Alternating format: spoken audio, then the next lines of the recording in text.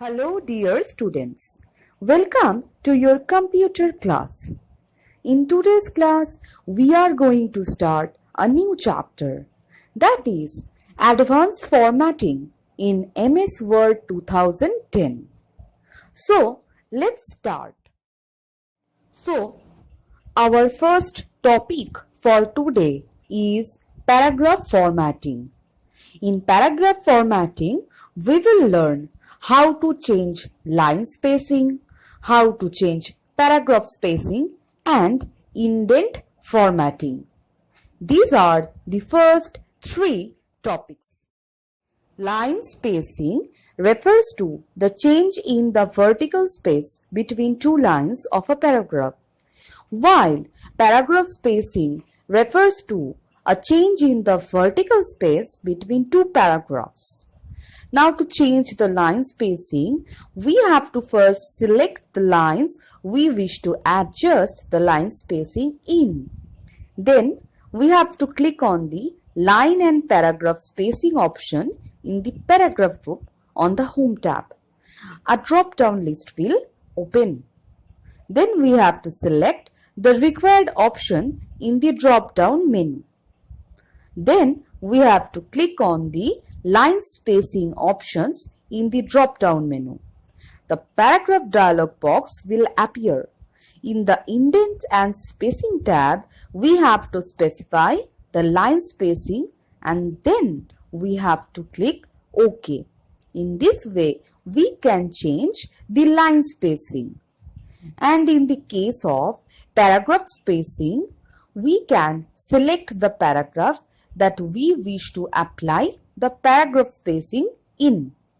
Then we have to specify the spacing before and after the paragraph in the paragraph group on the Home tab.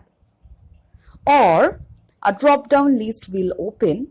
We have to select the Add Space Before Paragraph or Remove Space After Paragraph option in the drop-down menu. Now we will learn indent formatting. Marking the point from where to begin and where to end a paragraph is known as indenting. There are four ways to indent in MS Word. The first one, to adjust the point from where all the lines of a paragraph will begin, left indent is used. To adjust the point where all the lines of a paragraph will end, right indent is used.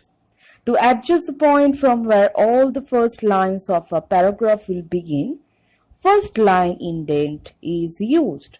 And to set the point from where all the lines of a paragraph will begin, except the first line, a hanging indent is used. To increase or decrease the indent, we have to click on the dialog box launcher present at the bottom right corner of the paragraph group. Now we will learn about page formatting.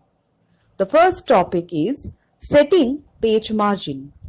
Page margin is the blank space among the edges of the paper and the text. You can adjust the right, left, top and bottom margins of your document. The steps to set a page margin are as follows.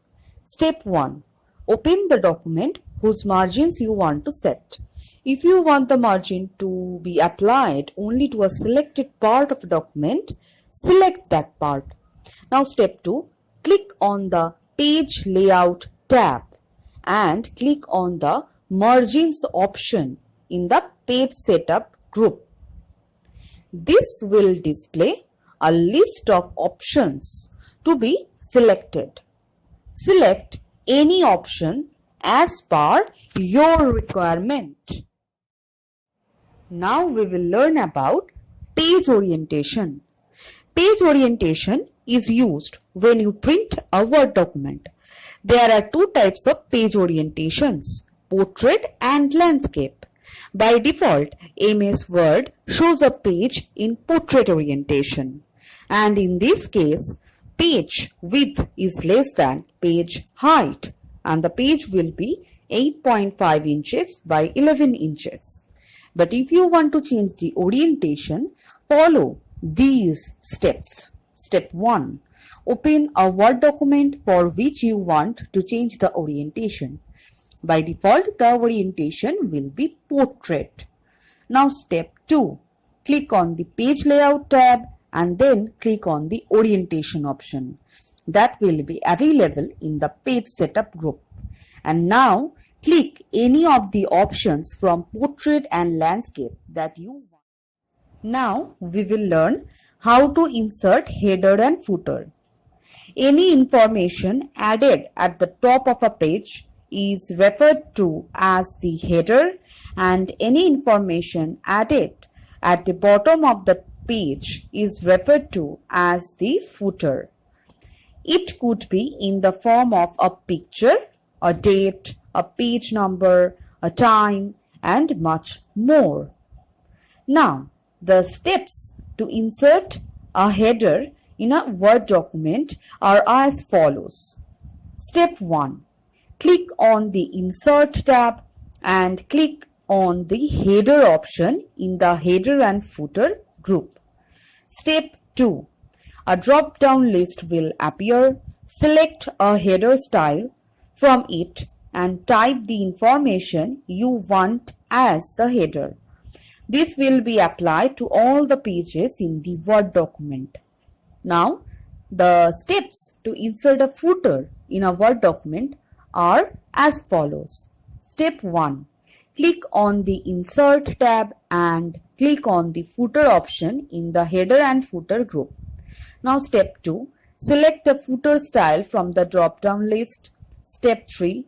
The footer will be displayed at the bottom of the page. Enter the information as required. The footer will be applied to all the pages. To save the header and footer, click on the Close Header and Footer option from the Header and Footer Tools tab. And to remove the header and footer, click on the Remove Header and Footer option from the drop-down list. Now, we will learn how to add a page number.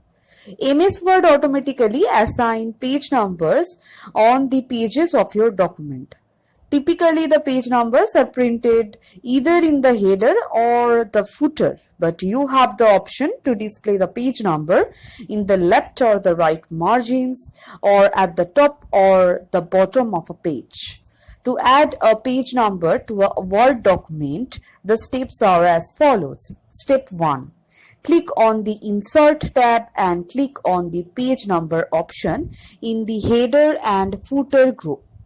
In the drop-down list that will open, place the mouse pointer on the different option to explore its sub-options. Select the appropriate page number style for your document. If there are multiple pages, the page number will be added to all of them. Now we will learn how to insert a watermark. A watermark is a faint picture or a text in the background of a paper. It is mostly seen in official documents. Some common examples of watermarks are do not copy or the name of the company the document belongs to. The steps to add the watermark on a page are as follows. Step 1. Click on the Page Layout tab and then click on the Watermark option in the Page Background group. Step 2. A drop-down menu will appear and you may select any watermark style that you wish to apply to the document. If you wish to remove the watermark, then click on the Remove Watermark option. Now, Custom Watermark. You can also add a text or a picture of your choice in a Word document as a watermark. This is known as Custom Watermark. The steps are as follows. Step 1. Click on the Page Layout tab and click on the Watermark option in the Page Background group. Step 2. From the drop-down list, click on the Custom Watermark and a Printer Watermark dialog box will appear. Step 3. In the Printed Watermark dialog box, select the Picture Watermark radio button and click on the Select Picture option. The Insert Picture dialog box will open. Then select the picture of your wish and click on the insert option. Then click on OK on the printed watermark dialog box, and the picture you have chosen will be the watermark on that page. Now, to add a page border, you have to follow 3 steps. Step 1. Click on the Page Layout tab and click on the Page Borders option in the Page Background group. The border and shading dialog box will appear. On the Page Border tab, select the style, color and width of the page border. And if you want to add an artistic border, you can select Design from the Art drop-down list. Now to insert a page break. MS Word automatically starts a new page when the current page is filled with text. But you can insert a page break to force the Word to start the text on a new page. You can insert a page break using either the mouse or the keyboard. To insert page break, you have to follow 2 steps. You have to place the cursor immediately before the text that you want to appear on the new page. Click on the Insert tab and click on the Page Break option available in the Pages group. Now, inserting columns and column break. Have you ever thought of how huge amount of information is written in columns all over a page? Commonly, you would see such information in newspapers. This is done with the help of Columns option in MS Word. The steps to insert columns are as follows. Step 1. Select the matter which you would like to show in the columns. Step 2. Click on the Page Layout tab and click on the Columns option available in the Page Setup group. Now step 3. Select the option according to your requirement. Step 4. If your requirement is something other than the given option, choose the More Columns option. Step 5. A column dialog box will appear on the screen asking for your specification. Modify the fields and then click on OK. To insert a break between 2 columns, the steps are as follows. Bring the cursor to the point where you wish to add a break. Click on the Page Layout tab and click on the Page Breaks option in the Page Setup group. A drop-down will appear. Now, step 3. Click on the Column option to add a column break. Now, printing a document.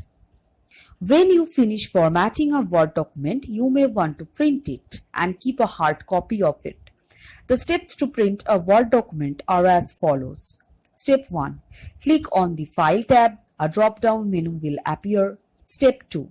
Click on the Print option and adjust all the settings as desired.